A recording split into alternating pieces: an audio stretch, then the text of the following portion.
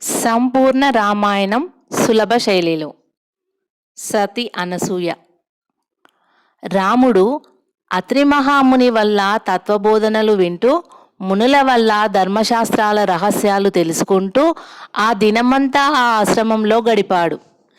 అనసూయాదేవి సీతకు ఎన్నో విధాల పతివ్రత ధర్మాలు బోధించింది. తన చేతులతో స్వయంగా దేవమందార వృక్షపు పూలు కోసి తెచ్చి ఆ పూలతో అందమైన మాలను కట్టి సీత శిరోజాల ముడి చుట్టూ అలంకరించింది అనసూయ. తన పాదాలకు మొక్కిన సీతను అనసూయ అక్కున చేర్చుకుని, తల్లి, నీ తల్లి అయిన భూదేవి నాకు ప్రాణ స్నేహితురాలు. విశ్వంబర కార్యనిర్వహణ కోసం ఆమె సృష్టికర్తల కోరికపై తన శక్తిని వ్యాపింపజేసి మట్టిలో తన రూపాన్ని ప్రతిష్ఠింపజేసింది.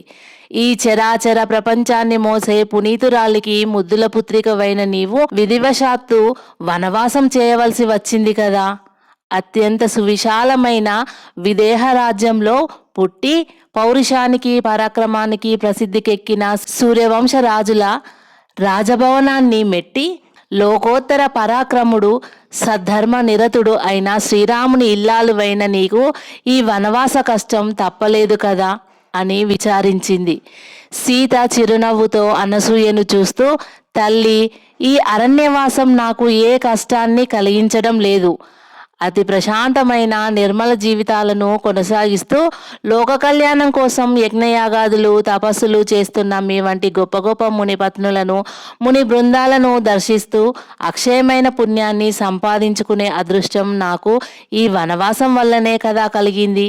అదీగాక అన్ని ధర్మాల కంటే అన్ని తపస్సుల కంటే మించింది స్త్రీకి పతిభక్తి ఒక్కటే కదమ్మా. భగవంతుడు స్త్రీకి అత్యంతమైన గొప్ప శక్తిని ఇంత సులభమైన పద్ధతిలో ఇచ్చినప్పుడు దీనిని పాటించి తన జీవితాన్ని అగ్నిరేఖలా తీర్చిదిద్దుకోలేని స్త్రీ జీవితం నిరర్ధకం కదా. నా భర్త అడవిలో ఉండగా నేను ఆయన వెంట ఉన్నప్పుడు అదే నాకు అంతఃపురం, అదే నాకు అయోధ్య అంది వినయంతో సీత. సీత మాటలు విని ముగ్ధులై మునిపత్నులు విస్మయ నేత్రాలతో ఆమెనే చూడసాగారు.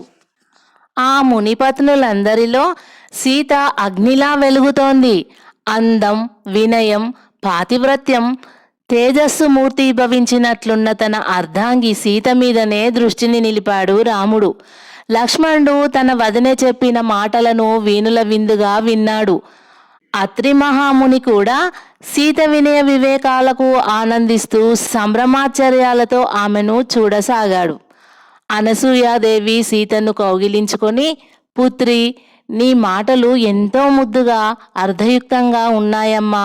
ఆ ముద్దు మాటలలో సాధారణ స్త్రీలకు అర్థం కాని గొప్ప భావం ఇమిడి ఉంది. ముల్లోకాలలోని స్త్రీ జాతికి ఆదర్శప్రాయురాలుగా వెలుగొందుతావు అని అనసూయ కొన్ని క్షణాలు కళ్ళు మూసింది. వెంటనే అనసూయ నుదుట కుంకుమ బొట్టు నుండి అపూర్వమైన ఓ తేజస్సు వెలువడింది. ఆ తేజస్సు సీతాదేవి కొప్పుకు అనసూయాదేవి అంతకుముందు అలంకరించిన పూలదండలో ప్రవేశించింది. ఆ విశేషాన్ని చూసి అందరూ ఆశ్చర్యపోయారు. ఆ తర్వాత అనసూయ కళ్ళు తెరిచి, అమ్మా జనకరాజపుత్రి, నా సౌభాగ్య శక్తిని నీ శిరోజాలకు అలంకారంగా ఉన్న ఈ పూలదండలో ఇమిడ్చాను. ఏ పరపురుషుడైనా నీచబుద్ధితో నిన్ను స్పృశిస్తే ఈ పూలదండ నుంచి వెలువడే అగ్నిజ్వాలలకు ఆహుతైపోతాడు. 14 లోకాలలోని అన్ని శక్తులకు అతీతమైన ఈ శక్తి నీకు రక్షణగా ఉండి నిన్ను కాపాడుతుంది. నీ భర్త, నీ మరిది అద్వితీయమైన బలపరాక్రమాలు గల యుద్ధవీరులని నాకు తెలుసు. అన్నదమ్ములు అలుక వహిస్తే త్రుటిలో ఈ చరాచర విశ్వాన్ని నిర్మూలించగల సమర్థులని కూడా తెలుసు. అయినా వాళ్ళు మామూలుగా మానవ ధర్మాలకు కట్టుబడి ఉండవలసిన సందర్భాలు కొన్ని ఏర్పడవచ్చు. అటువంటి పరిస్థితిలో నీకు ఉపయోగపడే విధంగా ఈ శక్తిని ప్రేమపూర్వకంగా నీకు ప్రసాదించాను. మీరు ఈ కారడవులలో 14 సంవత్సరములు గడపాలి. మాయావులు, మహాక్రూరులు అయిన రాక్షసులు ఈ దండకారణ్యమంతటా వ్యాపించి ఉన్నారు. ఆ రాక్షసుల మాయలను, మంత్రాలను ఓ కంట కనిపెడుతూ మీరు జాగ్రత్తగా ఉండాలి అంది. తన పాతివ్రత్యంతో త్రిమూర్తులనే పసిపిల్లలను చేసి ఊయలలో ఉంచి జోలపాడిన మహాపురంధ్రి. ఆ ముగ్గురి అంశలో దత్తాత్రేయుడన్న మహాపురుషుణ్ణి పుత్రినిగా పొందిన మాతృమూర్తి. ఏ లోకంలోని ఏ పతివ్రతకు సాధ్యం కాని విధంగా ఇనుప గుగ్గిళ్ళు ఉడికించి ఇచ్చి నారదుడి అజీర్ణ వ్యాధిని పోగొట్టిన అతి పతివ్రత గృహిణి అయిన అనసూయాదేవి వల్ల ఇంతటి మహత్తర గౌరవం పొందిన తన అర్ధాంగి సీతను ప్రేమగా చూస్తూ ఉండిపోయాడు రాముడు. తన వదినే సౌశీల్యం సౌభాగ్యం కన్నుల పండుగగా చూస్తూ పొంగిపోయాడు లక్ష్మణుడు.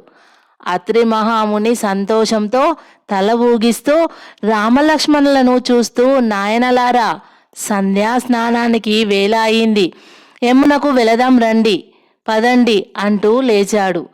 రామలక్ష్మణులు భక్తితో లేచి ఆ మునిని అనుసరించారు.